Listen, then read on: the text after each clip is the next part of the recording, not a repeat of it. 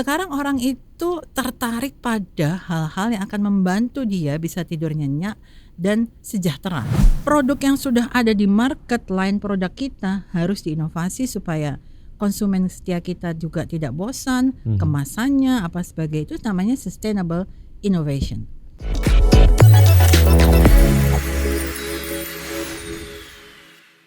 Halo Sobat Investor, apa kabar? Sama saya Wiki Ardian, kembali ketemu sama kamu lagi di Fincast, your home of finance and investment. Dan seperti biasa di setiap episodenya Fincast akan ngobrol sesuatu yang menarik sekali ya.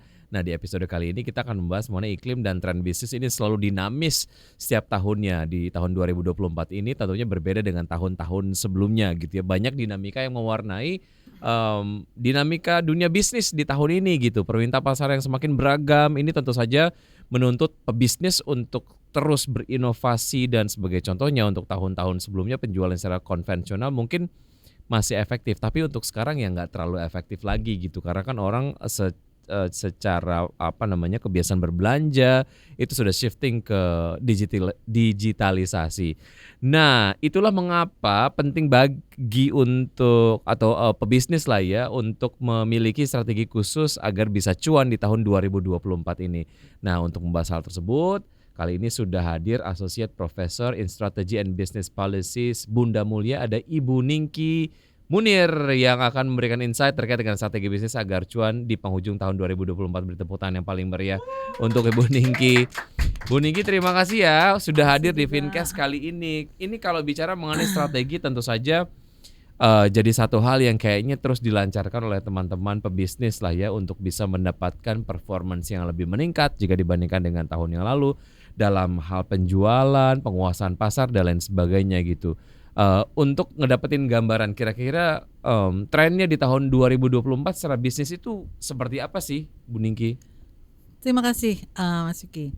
Kalau tren 2024 itu ada yang berbeda dari tahun lalu dan bahkan ada yang berbeda dari semester pertama tahun ini. Secepat itu ya dinamikanya ya. Pertama adalah dengan kasusnya ransomware PDN itu ya, membuat tren yang semester terakhir 2024 ini fokus pada regulasi dan kepatuhan daripada bisnis itu. Yang kedua adalah kita kan punya banyak bencana alam. Dan nggak tahu saya apakah ini hukuman atau bagaimana, itu bencana alam makin banyak terjadi sehingga orang itu concern pada keberlanjutan. Konsumen itu suka dengan sesuatu yang menjamin keberlanjutan. Yang ketiga begini, walaupun pandemi itu sudah kayaknya udah lama banget ya, tapi sebetulnya dia tuh masih baru banget. Nah dengan adanya pandemi itu menelurkan beberapa tren yang menarik. Yang pertama itu adalah gig economy ya, atau platform dari online ya, kerja online. Orang-orang itu menjadi bisa menawarkan expertise kehebatannya mereka melalui platform kerja online tanpa harus melewati organisasi atau perusahaan. Itu juga tren itu. Yang lainnya adalah akselerasi digital yang terjadi pada saat pandemi itu menyebabkan perusahaan itu melakukan transformasi digital sehingga mereka itu membutuhkan orang-orang yang punya expertise yang akan membantu kelancaran transformasi digital mereka. Nah itu menarik. Nah tadi Mas Wiki sendiri sudah mengatakan bahwa konsumen itu sekarang kan berbelanjanya itu tidak lagi secara konvensional. Jadi saya kira yang namanya digital marketing, penggunaan omnichannel itu akan masih sangat oke gitu ya. Dan ini ada satu hal yang menarik Mas. Dulu orang berpikir nggak bisa tidur atau insomnia itu biasa-biasa aja, tapi ternyata enggak. Sekarang orang itu tertarik pada hal-hal yang akan membantu dia bisa tidur nyenyak dan sejahtera. Oleh sebab itu tren terakhir di semester ini adalah orang mencari sesuatu mengenai mental health dan kesejahteraan. Dan last but not least, saya lihat bahwa orang-orang itu kembali menyukai produk-produk lokal yang komunitas lokal atau yang Indonesia banget. Itu sebagian sih Mas. Saya bisa memberikan lebih satu banyak buku lagi, tapi waktunya ya nggak banyak gitu. Tapi menarik, ini adalah sektor-sektor yang nampaknya dinilai cukup potensial, apalagi ketika mereka bisa menjawab concern-concern ataupun mungkin kekhawatiran-kekhawatiran dari masyarakat sendiri. Saya kalau Betul. sudah jadi pebisnis yang kemudian mendapatkan data dari konsumen sebelum bisa menggunakan servis saya akan kemudian berpikir, oh, oke, ada concern terkait dengan keamanan data nih dari masyarakat. Jadi otomatis masyarakat juga akan berpikir ulang ketika misalnya mereka Betul. akan menyotorkan data dalam tanda kutip ketika ingin menggunakan sebuah servis di platform digital. Betul. Untuk itu saya sebagai pebisnis saya akan menghadirkan terms and condition yang memberitahu kepada konsumen bahwa datanya akan disimpan dan untuk kepentingan internal saja, kurang lebih seperti itulah ya. Iya. Yang biasanya mungkin hanya catatan kecil, tapi itu kemudian dihadirkan dan cukup menjadi highlight untuk menjawab concern dari masyarakat itu ya. Oke. Ada apa ya? Ada semacam shifting juga lah ya. Yang tadinya mungkin masyarakat nggak terlalu peduli sama data, store aja gitu. Iya. Tapi sekarang saya juga jadi kepikiran sih kalau mau ada aplikasi yang saya download gitu, mesti store data di situ. Saya jadi mikir, ini benar atau nggak, aman atau nggak, kurang lebih Iya. kayak gitulah ya. Oke. Oke, sektor yang potensial akan cuan, sektornya sektor-sektor tadi. Tapi kalau kita lihat dari bagaimana pelaku bisnis ini meminimalkan resiko lah ya. Artinya kan inovasi akan terus dilakukan untuk cater concern-concern tadi. Tapi apa yang bisa dilakukan untuk bisa meminimalisir berbagai macam resiko lah. Karena kan kalau ngomongin soal bisnis, ada resiko bisnis juga ya. Ketika Iya. misalnya inovasi itu juga ada uang yang dikeluarkan, tapi kemudian ternyata nggak terlalu works gitu. Nah ini mungkin Anda punya point of view terkait hal ini, Bu Ningki. Ya mana ada ya bisnis nggak ada risikonya ya, nggak ada yang nol risikonya ya. Tapi biasanya kepada mahasiswa dan pada klien saya biasanya memberikan, saya biasanya pakai poin 5 ya. Nomor 1 adalah start small. Itu jangan langsung gede, langsung hebat, langsung apa dan sebagainya. Kedua adalah you have to know your market. Kita harus tahu karakteristik market dan konsumen yang mau kita layani itu kayak apa sih mereka. Jangan sok tahu banget bahwa pokoknya kita itu punya sesuatu yang luar biasa. Menurut siapa? Menurut kamu kan? Itu kan belum tentu menurut market atau menurut prospective customer. Yang ketiga, buat rencana bisnis. Sekarang udah banyak aplikasi yang membantu kita untuk bikin rencana bisnis ya. Jangan orang bikin aduh susah banget, ribet banget di sekolah, enggak. Yang keempat adalah kelola keuangan, Mas. Saya nggak tahu kenapa ya, kok banyak orang-orang yang berbisnis itu ketika mereka itu menjual produk premium, dia merasa juga harus premium, termasuk tongkrongannya, pergaulannya dan sebagainya. Enggak begitu loh. Itu mungkin konsumen kita mesti kenal dia, tetapi kita tidak harus menjadi mereka. Dan itu banyak terjadi pada klien saya, banyak terjadi pada beberapa mahasiswa saya yang mungkin modalnya besar gitu ya, sehingga mereka mau menawarkan produk-produk premium dan tiba-tiba mereka mau menjadi premium juga gitu ya, mau menjual sesuatu pada selebritis, jadi mau jadi selebritis juga. Harus kelola keuangan. Yang terakhir itu begini, kita itu harus suka belajar, nggak bisa hanya puas saja. Jadi kita harus belajar dan kemudian ya kita harus berubah.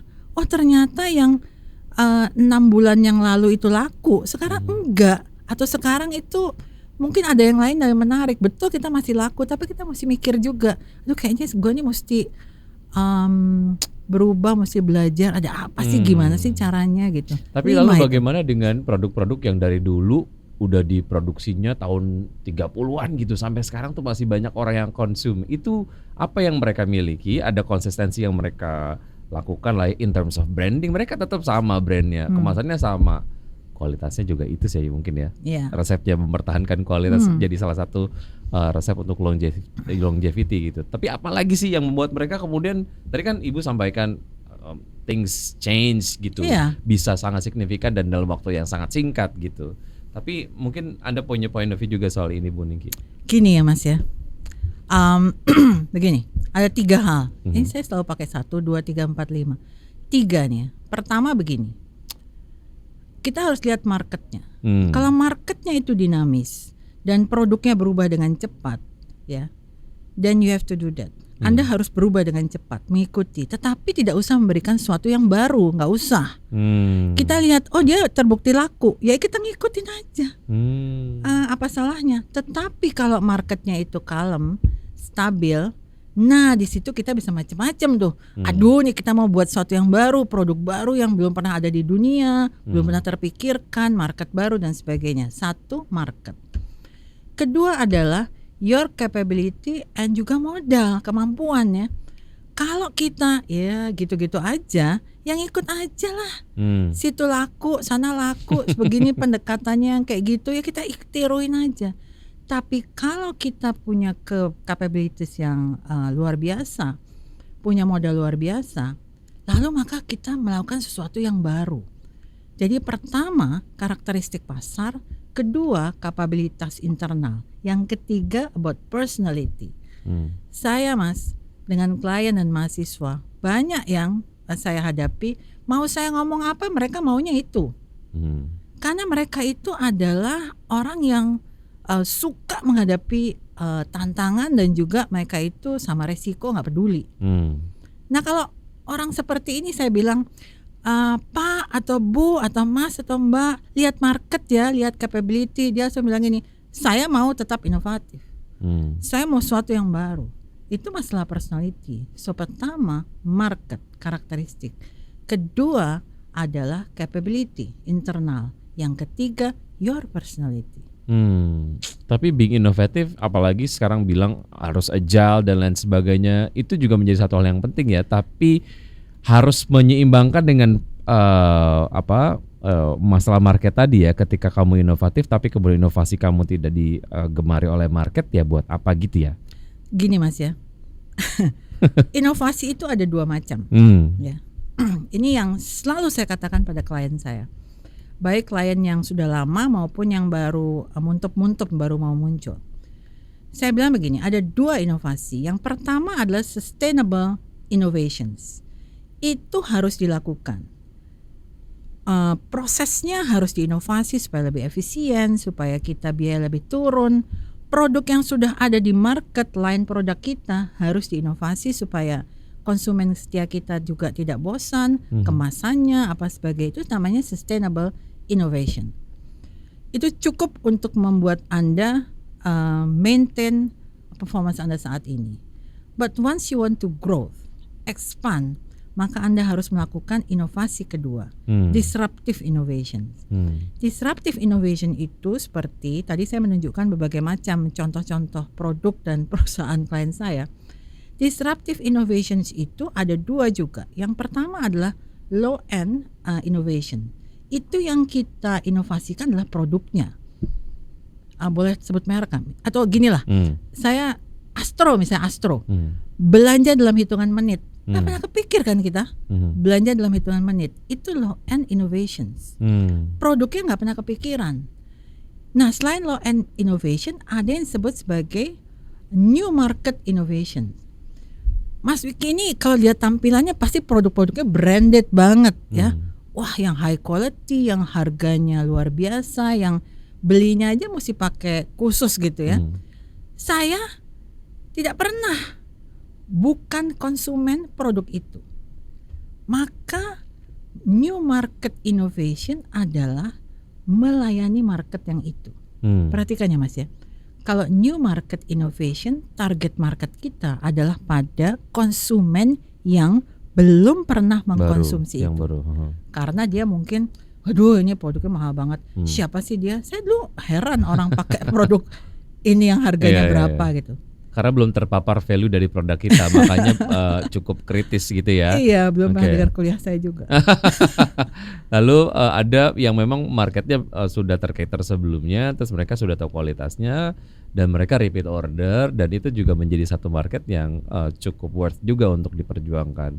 Low end innovation yang tadi Anda sampaikan, Bu Ningki, misalnya ada satu service yang diberikan sebuah platform belanja dalam hitungan menit. Artinya kan ini ada risk yang juga harus di measure gitu ya, harus diukur gitu. Kalau nggak bisa deliver itu, even though it's innovative, tapi sebagai provider kalau nggak bisa deliver itu kan jadi bumerang ya gitu. Ini inovasi ya, tapi can you do that? Can you deliver it perfectly gitu? Betul. Itu pertanyaan berikutnya gitu ya. Janji. Nah untuk apa ya, memeasure itu tuh gimana sih dalam idea atau innovation dalam idea bisnis ini Bu Ningki? Jadi begini ya Mas Yuki ya, saya selalu sampaikan ini kepada klien saya atau pada mahasiswa saya. Kalau Anda mau bikin low end innovation, sebuah produk ya, itu ada beberapa hal yang harus kita perhatikan. Produk ini sebetulnya memecahkan solusi apa, ya? Dan biayanya besar apa enggak? Ada kan mahasiswa saya yang menghasilkan produk ini, segala yang Anda mau saya punya. Misalnya saja saya mau tip X, zaman dulu ada tip X ya. Mau tip X nih, dia langsung nganterin apa ya, kan biasanya mahasiswa-mahasiswa tuh ada kayak kerja prakteknya atau project-projectnya itu dicobakan dulu. Dalam arti saya pikir gini, ini hitungannya harian nih kayaknya bangkrut gitu ya. Gak mungkin kan kalau misalnya dia mau meng-cater pada 10 orang ya, ini kepengen tusuk gigi, ini kepengen earbud, kemudian ini kepengen apa. Saya bilang gimana perhitungan biaya kamu ya. Yang kedua, jadi harus masuk akal. Biasanya itu klien tuh nggak suka kalau udah soal duit. Padahal saya suka banget dengan duit ya. Yang kedua Mas ya, hati-hati ya. Kalau low end innovation, margin kita harus tipis atau menengah. Once margin kita besar, apa yang terjadi coba? Apa? Mas Wiki adalah established company, well known product, dengan network luar biasa. Saya adalah pebisnis imut dong. Saya punya produk baru yang kreatif, yang unik, yang otentik, dan people like my product. Kemudian saya punya margin tipis atau menengah. Tapi once margin kita tinggi, orang seperti Mas Wiki itu diam saja apa enggak? Enggak bakal diam. The big guys out there langsung ngelirik. Akan cepat. Ini lucu juga ya.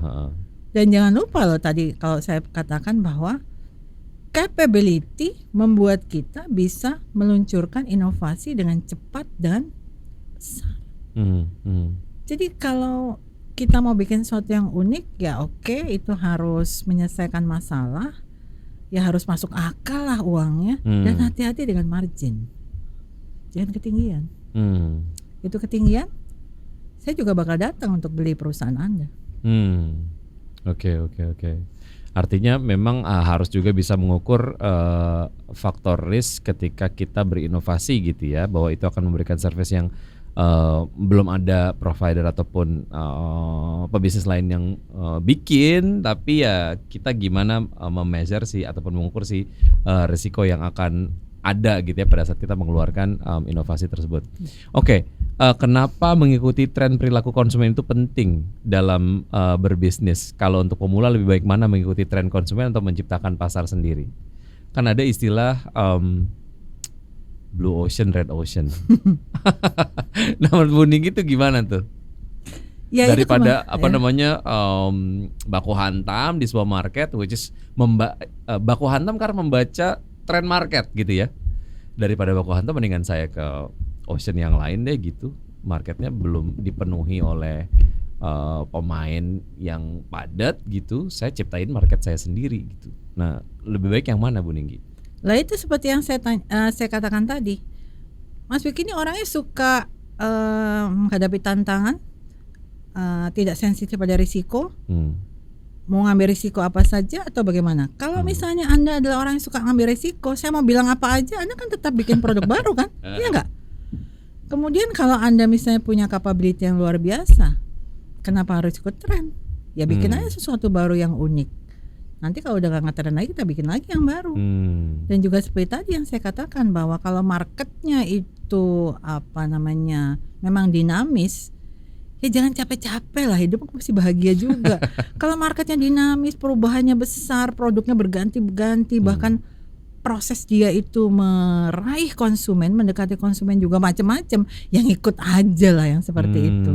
Tapi kalau marketnya tenang-tenang aja, produk life cycle-nya panjang, ya duduk-duduk sana lah, kemudian bikin produk baru atau proses baru atau gagasan baru, no problem. Oke. Ada resiko nggak laku begitu masuk ke market yang sudah penuh karena memang kalah saing. Ada juga resiko tidak laku pada saat masuk ke pasar yang memang belum ada karena mungkin produknya dinilai nggak bisa menjawab keinginan konsumen. Kalau dua-duanya mengandung resiko ya tinggal nyemplung aja ya kemanapun lautnya gitu ya. Ya itu saya katakan tergantung personality, Iya, balik ke tergantung personality, ya. kapabilitas kita. Ya nggak Oke, apa-apa kan? oke. Iya, iya. Yang sering disepelekan adalah terkait dengan penentuan sebuah brand. Kadang ideas untuk bikin sebuah brand pengennya bentuknya bulat, kotak, segitiga dan lain sebagainya gitu. Kenapa ya filosofinya suka aja gitu ya. Padahal ya ada filosofinya, padahal ada identity dan lain sebagainya gitu. Nah, strategi branding ataupun dalam embrionya lah ya, dalam tahap pembuatannya sendiri, kemudian bagaimana communicate brand itu, apa sih proses-proses penting yang harus dipikirkan secara matang oleh seorang pebisnis lah, Bu Ningki? Kalau bicara mengenai brand itu bisa 2 semester ya Mas ya, bahkan ada di S1 dan di S2 nih. Dan apa namanya, constant brand itu lumayan mahal juga. Tapi begini ya Mas ya, ketika saya itu mengenal IDX Channel itu, yang saya lihat adalah pembawa acaranya. Kan lain-lain ya. Brand is about me. Brand is about you. Brand saya tentu berbeda dengan brandnya Mas Wiki. Saya ini orang strategi dan finance. Pasti kan beda sekali dengan orang SDM ya, seperti itu. Jadi nomor 1, kita harus kenal sama diri kita. Kenapa kita pilih bisnis ini? Kemudian kenapa kita jualannya di sana?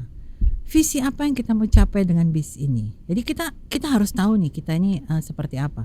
Mahasiswa saya masih ada yang begini. Dia bilang begini, Bu, saya mau buka hotel syariah gitu ya. Nah kan saya harus tahu kenapa hotel syariah? Kan spesifik sekali marketnya. Ada juga yang bilang begini, Bu, saya kepengen buka hotel untuk anjing. What? Ini anak ini gimana sih?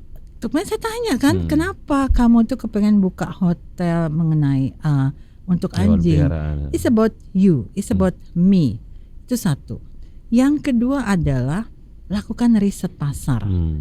Nanti misalnya begini, wah banyak banget persaingannya. Kan tadi Mas Wiki bilang, wah banyak persaingan, kompetisinya ketat, ada yang kalah menang. Tanyakan begini, brand saya bisa apa ya? Untuk mengatasi kompetisi. Kemudian kita lihat konsumennya kayak gini nih karakternya, preferensinya itu nggak suka ini tapi suka yang itu. Brand saya bisa apa ya? Itu riset pasarnya, ya. Kemudian yang ketiga dan keempat ini hampir mirip. Yang pertama identitas brand, yang keempat adalah personality. Kalau identitas brand itu yang bisa kita lihat termasuk tagline-nya, ada biru, ada merah, ada kayak Tesla gitu ya, kemudian ada kayak Nike, itu identitas. Tapi personality adalah, kebayang nggak sih bahwa Nike itu adalah lambangnya suatu tempat untuk bermeditasi, enggak kan? Nike itu melambangkan excitement. Tesla juga gitu, excitement. Jadi ketiga itu adalah identitas yang bisa dilihat, warna dan sebagainya, gambar dan sebagainya. Kemudian yang keempat adalah personality. Nah kemudian setelah itu apa? Yang kelima, Anda harus konsisten menyuarakan. Saya misalnya saja punya brand yang mengenai excitement, lalu kemudian saya munculnya di event yang nggak terkait dengan itu, yang apa namanya gloomy banget, menyedihkan dan sebagainya, nggak pas dong. Loh kok ada di sini? Saya kan pernah mengadakan event yang mengenai pertandingan game online ya, dan itu adalah menyangkut kabupaten. Tentu brand yang saya tampilkan di situ yang terkait dengan game online itu gitu ya. Kacang Garuda kali ya mungkin ya. Tapi kan saya nggak mungkin meletakkan satu brand yang lebih kalem karena it's not about a game online. Betul. Jadi kalau kita mensuarakan atau menampilkan brand kita harus konsisten. Dan last but not least adalah harus ada customer engagement mengenai brand kita. Itu 6. The way we communicate the brand identity tadi ya, itu yang akhirnya bisa mungkin mengengage ke segmentasi yang dituju gitu. Memancing konsumen supaya mau coba produk kita itu gimana? Zaman-zaman sekarang tuh masih musim gak sih free sample? Ya, saya akan Tergantung produknya ya? mengeluarkan jawaban yang sangat saya sukai ya, tergantung. Oke, oke, tergantung produknya. Tergantung produknya ya, apa namanya, kalau, produk jasa kan orang boleh ya nyoba dulu gitu. Ada produk yang sangat premium, mereka berpikir saya nggak perlu untuk ngasih sampel experience gitu. Saya yakin orang bisa datang ke tempat saya gitu. Jadi saya nggak perlu campaign yang seperti itu gitu. Iya. Begini Itu Mas bisa ya. kayak gitu ya Bu? Bisa. Oke. Saya mau kasih contoh ya Mas ya. Kita ada career day di ITB. Helm ITB. Pada waktu di career day itu ratusan perusahaan lah datang dan juga mau merekrut ini lulusan-lulusan perguruan tinggi yang seperti ITB inilah gitu ya. Ada yang menarik Mas. Ada satu booth, dia itu sangat misterius. Warnanya dan dia hanya punya logonya. Orang terheran-heran. Nggak ada Yang tulisannya. lainnya tuh ngasih goodie bag, mengundang, ada seminar dan sebagainya. But tapi sang satu ini misterius sekali. Cuman ada logonya. Lalu? Tapi booth itu banyak didatangi oleh orang. Logonya Accenture. Top 4 brand, consulting brand di dunia kan. Kalau orang nggak tahu logo kalau orang lihat logo saya dan nggak tahu saya, yang salah siapa? Mungkin ya pikirannya gitu ya. Ya kan? Ya. Itu nggak ada tuh goodie bag apa segala Nggak macam. ada. Tapi orang-orang datang. Wah, itu sampai ngantri, Mas. Tapi kan untuk bisa mencapai itu kan harus melalui proses yang panjang gitu. Iya betul. Jadi masalah reputasi, dan itu juga reputasi itu ya misalnya kita tampil di beberapa tempat yang pas juga ya. Di tempat yang pas juga misalnya sesuai saja. dengan segmen. Iya. Yang ingin kita Pilih-pilih tuju. juga kan perguruan tingginya. Kita nggak bisa buka booth di mana-mana. Ada yang mungkin di perguruan tinggi tertentu kita nggak dikenal sama sekali. Baik. Oke, ini ngomongin soal peluang bisnis tahun 2024, kemudian juga branding dan lain sebagainya. Kayaknya nggak akan kelar-kelar kalau sama Bu Ningki karena ada lagi follow up questions yang tiba-tiba muncul aja gitu dan sebagai bentuk kepenasaran saya terkait dengan bahasan kita kali ini, tapi waktunya sangat-sangat terbatas Bu Niki. Nanti mungkin harus dijadwalin lagi ya kita untuk ngobrol-ngobrol lagi di Fincast ya di episode-episode berikutnya karena sangat menarik sekali. Mudah-mudahan ini dapat memberikan referensi untuk sobat investor juga nih gitu ya, karena mungkin Anda termasuk orang yang lagi membangun bisnis ataupun ingin memastikan sustainability dari bisnis kamu masing-masing. Yang jelas jangan lupa untuk terus menyaksikan Fincast setiap episodenya karena kamu akan ketemu sama episode yang seru-seru dan juga narasumber-narasumber yang seru-seru seperti Bu Ningki. Thank you very much. Sehat selalu Bu Ningki dan juga sobat investor. Sampai ketemu di episode Fincast berikutnya. Bye bye. Thank you Bu.